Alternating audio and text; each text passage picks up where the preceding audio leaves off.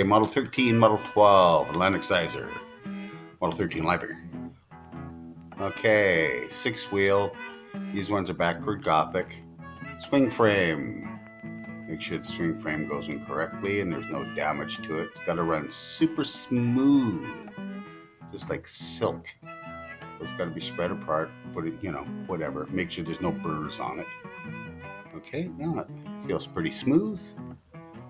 And we're going to put the plunger in, and it has to connect to the swing frame. Plunger springs, 2 of them, and the plunger plate, which has little dimples on the inside which fit inside the springs. And squeeze that down with your Olympic thumb, snap, and then put the screws in, which are pretty tricky sometimes. No, I don't do it all the time exact, but after dropping 37,000 or so over the years, I get it pretty well first time, mostly. Depends the model number too. Alright, this one here, I'm just putting it together. It's already been repaired. Drop zeros have been replaced. New shafts. Cinch up the screws. I put the shaft in there, which is a drop cipher shaft for the zeros. And put it in there and make sure everything runs like silk. Smooth. Yes, it is. Alright. Okay, grab a set of wheels. Drop zero wheels. Then solid tens wheels. Then unit wheel. And then director disc. Okay, put the wheels in first if you like. And you put your director disc on.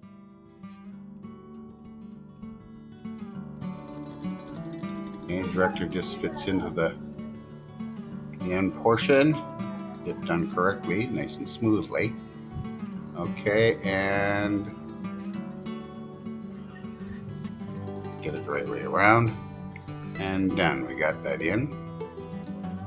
Now we kind of just wiggle the screwdriver around to make sure that the wheels are all kind of semi-freely there. And then put the shaft in and then press it down. Okay, 1 done. Rinse and repeat. Okay. Get to do the same thing all the time. I did this blindfolded once, really. Okay. Make sure everything's run smoothly again. The little dimple there you saw on the actuating pawl is actually for the plunger. There's a pin that comes off the plunger that sits right in there. On the heavy in-depth video where I show the pieces and the parts and everything and how things can get damaged, that's a different video.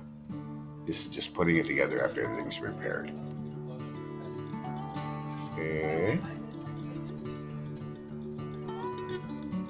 And I don't believe I dropped it again either. So, hitting 2 for 2. You have to cinch these in pretty tight because sometimes they want to bring themselves out, but extra couple of cinches on it when they're done is enough to hold it for forever. Okay. Shaft slides in, makes everything clear. All right. Drop ciphers, 100,000, 10,000, and there's the tens, 100s, and thousands, solid tens, and then there's the unit wheel, which is the larger gear. And then the director disc, facing the correct way, slips in at the beginning. Nice little wiggle with the screwdriver, and pop, pop, pop, pop, pop, pop, all the way down. And, okay. Make sure the shafts go in perfectly. Never force it. This is a tap. Very light tap. Okay, done. Okay, and what I also do, okay, let's see if I change them all to zeros. Because when they're counting down on a reverse machine, they hit 00000, then the next impression that comes over is 99,999. So that tells you that the numbering machine is working free and smooth. So it will number anything up to 99,999, and you do have to bring the 100,000 wheel over because there's an actuating pawl teeth that fit in between the wheels on the gears. There's only 5, which the 6th wheel has to be turned manually. Anyways, that was a long-winded thing to say. Now, let's check to make sure that everything's in alignment. I always look at the number 5s, to be truthful, after I've brought them down to zeros and then flip them over. And I'll show you why after this. Just, take an eyeball to make sure everything's correct.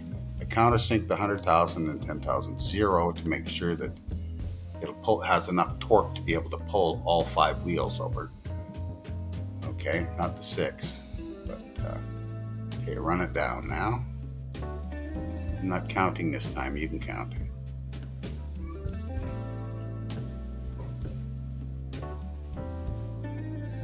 Okay, 5, 4, 3, 2, 1, 0 to 9999.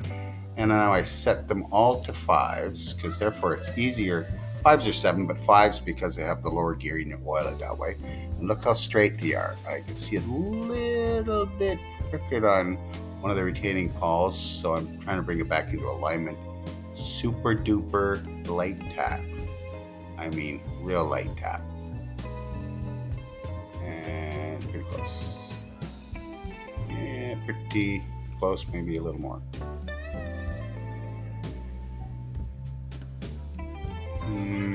That looks fine. All right. Okay, now what I do is I tack the pin. Oops, I'm going to do it now.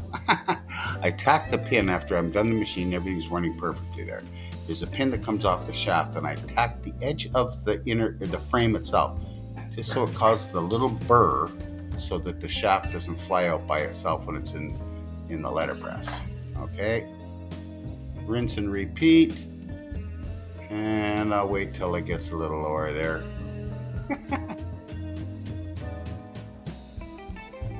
All right. 5, 4, 3, 2, 1, 0. And there we go. Running smoothly, as it should when it's new shafts and every other part. All right.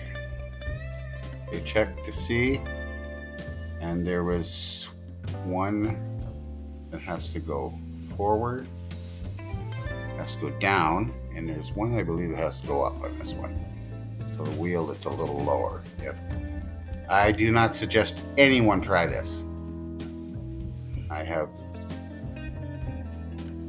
done thousands of machines in my life. Just a little bit off. See how hard I hit? I don't. That's basically it. And then that looks great. So if that's going to work, now we just tack that in, and there you go. 2 Model 13 Leibingers, backward Gothic, complete. Thank you. Have a great day.